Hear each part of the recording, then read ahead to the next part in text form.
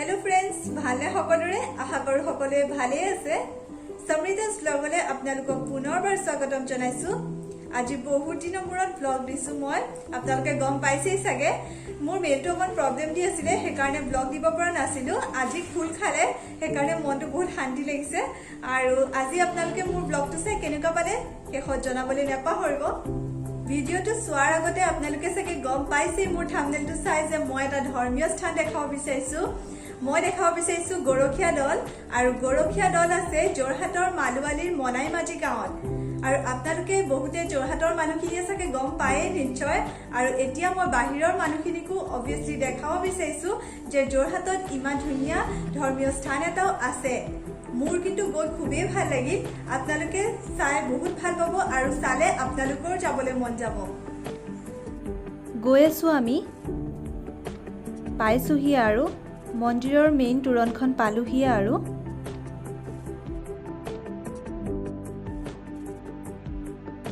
গৰখীয়া দল নামঘৰ পালোহি এটো এতিয়া চাকি টাকি লৈ লওঁ তাৰপিছত সোমাম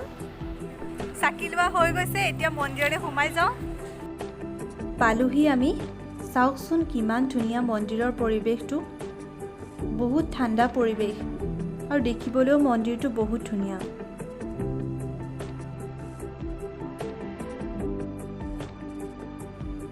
এয়া মন্দিৰৰ ভিতৰখন চাওকচোন কিমান ধুনীয়াকৈ চাফা চিকুণকৈ থৈছে এতিয়া প্ৰথমে চাকি জ্বলাই লওঁ আৰু সেৱা কৰি লওঁ চাওকচোন কিমান ধুনীয়া লাগিছে ভিতৰখন আৰু এয়া নাম হৈ আছে মন্দিৰত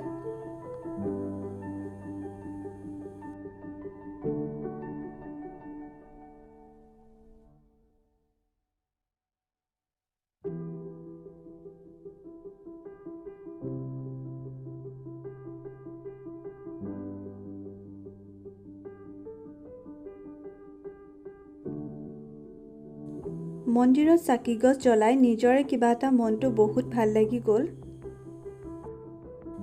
ককাৰ পৰা ভালকৈ আশীৰ্বাদ ল'লো আমাৰ এই দৌলটি এই থানখন পূৰ্বতে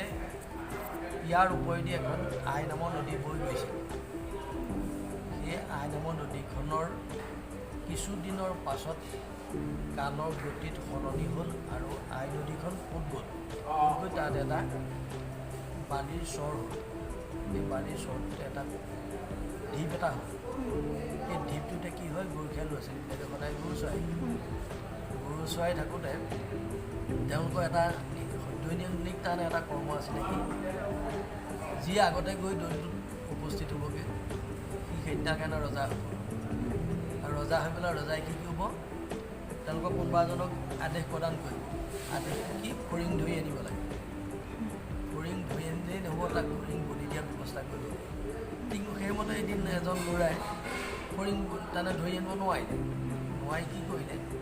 ধেমালিৰ চলতে ডিঙিটোকে পাতি দিলে বোলে মোক ফৰিং বলি দিবলৈ ফৰিং যোগাৰ কৰিব নোৱাৰিলোঁ গতিকে ৰাজা মোক হেৰি কৰ মোৰ ডিঙিটোকে ছেট কৰ বুলি কৈ পেলাই দৌলটো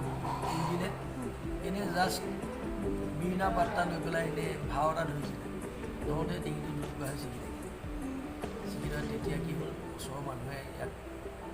আবুৰত ৰাখিলে ৰাখি তাৰমানে চবৰে ভয় খালে যে এইটো কিবা এটা বিপদ হ'ব পাৰে বুলি ভয় খাই তাৰমানে ইফালে ৰাইজক তাৰমানে সপোন দেখুৱাব লাগিলে বোলে মই ইয়াৰ স্থিতি হৈছোঁ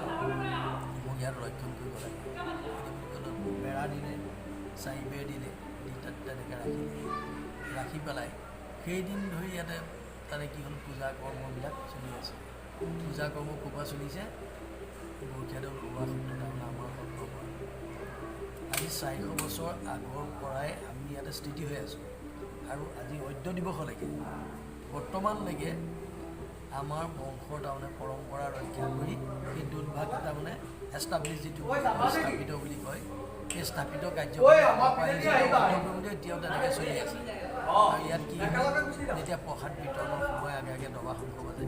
আপোনাৰ বুলি ইয়াত আহি উপস্থিত হয় আৰু তেওঁলোকে নিজৰ তাৰমানে দ্ৰব্য গ্ৰহণ কৰি আকৌ যায়গৈ ঠিক তেনেকৈ দৈনন্দিন চলিয়েই থাকে আৰু আমাৰ দৈনন্দিন কোনোদিন বন্ধ নহয় এতিয়া বৰ্তমান মহামাৰী ৰোগৰ ইয়াৰ কাৰণেও বন্ধ কৰিবলৈ নহ'ল আৰু ইয়াৰ পৰা আমাৰ কোনো ক্ষয়ক্ষতিও নহ'ল। আমি যিখিনি চৰকাৰৰ যিখিনি মানিবলগীয়া নিয়মখিনি মানি পেলাই আমি দৌল চলাই থাকিলোঁ।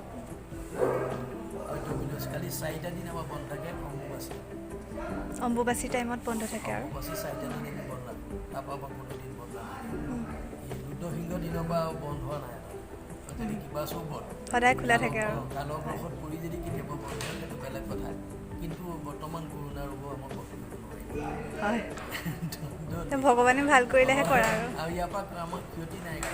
যি আহিলে কোনোবা অসুখ কৰে কিবা হয় ইয়াত আহি পৰাপন্ন হৈ সেৱা নিবেদন কৰিলে তাৰপৰা ঘৰৰ পৰা যোনবিলাক ফোন কৰিবলৈ বাধ্য হৈ যায় মই ভাল পাইছোঁ। তেনেকুৱা এটা পৰম্পৰা হয় বাৰু যাৰ যি ভাবে তাকে হয় আৰু বাঞ্ছা কৰিলে বাঞ্ছাবিলাক কমকৈ 80% তাতে ইয়াৰ ফল পাই দিয়ে আৰু 20% নিজৰ কাৰণে থাকে। হয় হয় নহয় নিজৰো হেৰিটো থাকিব লাগিব। হয় নিজৰ থাকে আৰু সদায় আৰু তাৰ পায় তাৰপৰা কি হ'ল বংশনম ক্ৰমে আমাৰ চলি আহিছে। মানে মন্দিৰটো বিশেষত্ব সেইটোৱে হয়। বিশেষত্বটো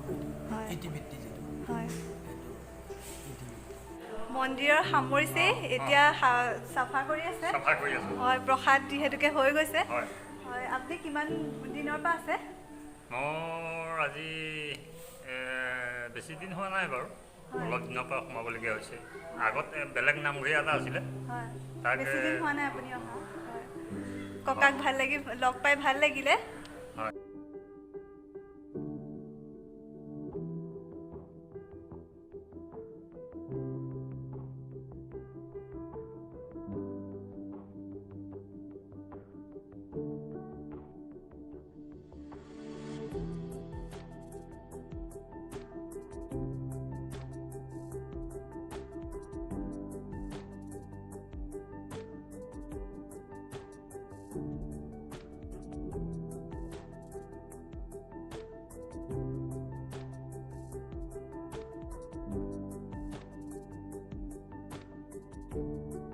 গৰখীয়াদল মন্দিৰটো বহু বছৰ পুৰণি মন্দিৰ হয় আৰু তাত যি ভাবে তাকে হয়। মোৰ কিন্তু গৈ খুবেই ভাল লাগিলে। যিসকলে এতিয়া মোৰ ভিডিঅ'টোৰ জৰিয়তে গম পালে সেইসকলে চাগে নিশ্চয় যাব আৰু ময়ো নিজৰ উইচ ভাবিলোঁ তাত, যিহেতুকে তাত যি ভাবে তাকে হয়। আৰু আপোনালোকে যদি আজি মোৰ ভিডিঅ'টো চাই ভাল পালে তেন্তে লাইক শ্বেয়াৰ ছাবস্ক্ৰাইব কৰিবলৈ নাপাহৰিব।